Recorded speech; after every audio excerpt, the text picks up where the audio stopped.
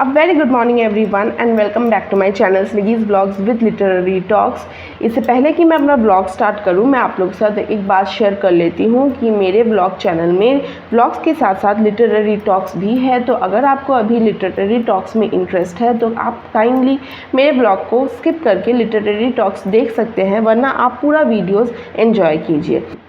Before going into the vlog, I would like to say that in my vlog channel you will get the vlog as well as literary talks. If you are interested in watching the literary talks, you can kindly skip my video and go to the portion of literary talks, or else you can watch the full video and remember to subscribe to my channel. So the day started with an unhealthy but tasty breakfast, Maggie, chai, and Maggi is something which is very favourite to my child. मेरे बेटे को Maggi बहुत ज़्यादा पसंद है, इसलिए आप उसका रिएक्शन देख सकते हो जब मैं उसको मैगी दे रही थी खाने के लिए ब्रेकफास्ट में।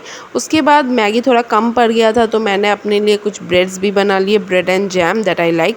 और उसके थोड़े देर बाद मैंने इस बेल के शरबत को बनाया था विच is very good for health and your digestive system. After that I was doing all my house hold activities, house hold chores. Hen, give me baby hen. Give me baby hen. Search, Aju. Very good. Now, what is this? This is Paki. This is big Paki. এটা আমাকে একটা here is Mama Paki. And this is Choto Paki. This is Mama Paki. Mama Paki পাশে দেখাও ছোট পাখি। Very good. This is Mommy Penguin. This is Mommy Penguin. Give me baby penguin. Show me. Very nice it is. In lunch I had made chicken. Hello everyone, welcome back to my channel Sniggy's Vlogs with Literary Talks. You must have seen my vlogs till now. It is the time for Literary Talks. Without any further ado, let's move into the topic. So आज से पहले जो मैंने vlog डाला हुआ है वो है why it is important for the housewives to learn English. The video which I have posted earlier was why it is important for housewives to learn English. Today I am going to discuss on how the housewives can learn English in few steps. आज मैं जिस topic पे discuss करने वाली हूँ वो है कि हाउसवाइफ्स इंग्लिश लर्न करना कैसे सीखे, हाउ द हाउसवाइफ्स are going to learn English, और उसको मैं कुछ स्टेप्स में डिवाइड कर रही हूँ। उन सारे स्टेप्स के 4 या 5 स्टेप्स मैं आज डिस्कस करूँगी और उसके बाद वाले स्टेप्स बाकी के वीडियोज़ के सीरीज़ में आने वाले हैं। So I will be discussing 3 to 4 steps for today only, and then the rest of the steps will be discussed in rest of the videos which I will be posting on regular basis. So stay focused and do subscribe to my channel if you want to know all the informations. तो आप focus रहिए और मेरे channel को please subscribe कर दीजिएगा अगर आपको रेगुलर वीडियोस चाहिए, पर्टिकुलरली इस टॉपिक पे। Now very first point is that you will have to have a strong dedication towards learning this language. तो आपको सबसे पहले तो बहुत दृढ़ प्रतिज्ञा लेनी है कि आपको यह लैंग्वेज सीखनी ही है।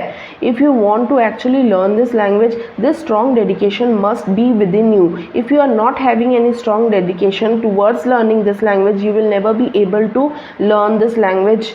अगर आपके मन में दृढ़ प्रतिज्ञा नहीं है, अगर आपने अपने दिमाग में यह सोच के नहीं रखा है कि नहीं मुझे किसी भी तरीके से किसी भी हालत में इस लैंग्वेज को सीखना है, तो सच बात यह है कि आप नहीं सीख पाएंगे। पर अगर आपने अपने मन में ये ठान लिया है कि यह आपको लैंग्वेज सीखना है तो आप किसी भी हालत में इस लैंग्वेज को ज़रूर सीख के रहेंगे। So first thing is that you must have a very strong dedication towards learning this language और towards learning anything in your life. First thing in any journey is dedication. Whenever you are going towards fulfilling your dreams, whenever you are going towards fulfilling your desires, then you must be having a very strong dedication. First point.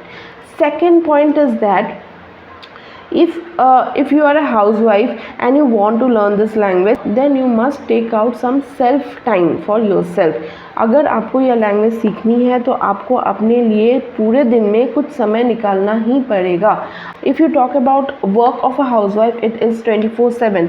That means a housewife needs to work 24 hours a day, and therefore it becomes very tough for the housewives to actually take out time for herself. But if you want to learn something, or particularly you want to learn the English language, you must take out at least 2 to 3 hours for yourself, where you will not be disturbed by any other situations. No other hindrance will be created in your learning process. तो एक अगर हम लोग देखें तो एक housewife की duty या हाउसवाइफ का जॉब 24 घंटे का होता है. फिर भी अगर आपको यह लैंग्वेज सीखना है तो आपको इन 24 घंटे में से एटलीस्ट 2 से 3 घंटे अपने लिए निकाल के रखना है, जिससे कि आप इस लैंग्वेज को बड़े मन से अच्छे से जल्दी से सीख सकें. Third thing is that start thinking in English. Whenever you are thinking about any topic or any kind of discussion, you must remember one fact that your thinking process must be in English, not in your mother tongue. तो बहुत बार ऐसा होता है कि हम लोग बहुत सारी चीज़ें अपने दिमाग में सोचते हैं, पर हम लोग सोचते किस लैंग्वेज में है, अपने मदर टंग में सोचते हैं. So in this process of learning English language, you must remember one fact that while you are thinking, it can be any kind of discussion, it can be any topic, but your thinking must go on in English. And one very important thing, when you are thinking in English, in your mind, it doesn't matter whether you are grammatically correct or grammatically wrong, you can be thinking in broken English. Okay, अगर आप अपने दिमाग में कुछ सोच रहे हैं और आपका जो सोच है वो आप इंग्लिश में सोच रहे हैं, तो ये फ़र्क नहीं पड़ता है कि आप उसमें सही सोच रहे हैं, सही ग्रामेटिकली इंग्लिश सोच रहे हैं या नहीं सोच रहे हैं. वो आप ब्रोकन इंग्लिश में सोच रहे होंगे, पर फिर भी वो आपको एक प्रैक्टिस बन जाता है इंग्लिश में सोचने का, जो आपको इन्फ्लुएंस करेगा इंग्लिश में बोलने के लिए. So your thinking in English will definitely influence you to speak in English. And the fourth important point, which will be the end of this video today, is you must increase or enhance the stock of words or your vocabs. अगर आपको इस language को जल्दी से सीखना है तो आपको रेगुलर बेसिस पे अपने स्टॉक ऑफ वर्ड्स को या अपने वोकेबलरी को बहुत ज़्यादा इंक्रीज़ करना पड़ेगा. यानी आप क्या कर सकते हैं, आप रेगुलर टर्म्स में एटलीस्ट 4 to 5 वर्ड्स रेगुलर याद कर सकते हैं. You will have to regularly memorize around 3 to 4 or 4 to 5 words on regular basis. If you are doing this, you will be improving your vocabulary, which will definitely help you in learning English. तो आज का video मैं यहीं पे ख़त्म कर रही हूँ. अगर आपको इस टॉपिक पे और भी ज़्यादा डिस्कशन, डिटेल डिस्कशन चाहिए तो प्लीज़ मेरे चैनल को सब्सक्राइब कर दीजिएगा और रेगुलर विजिट करते रहिएगा मेरे चैनल पे, क्योंकि मैं इस टॉपिक पे सीरीज़ में वीडियोज़ लाने वाली हूँ. If you are interested in whatever I am saying, or you are interested in this topic, do subscribe to my channel and keep visiting my channel, because I will be bringing useful videos on particularly this topic for few days. Till then, goodbye, and we will be meeting regularly at 8 o'clock.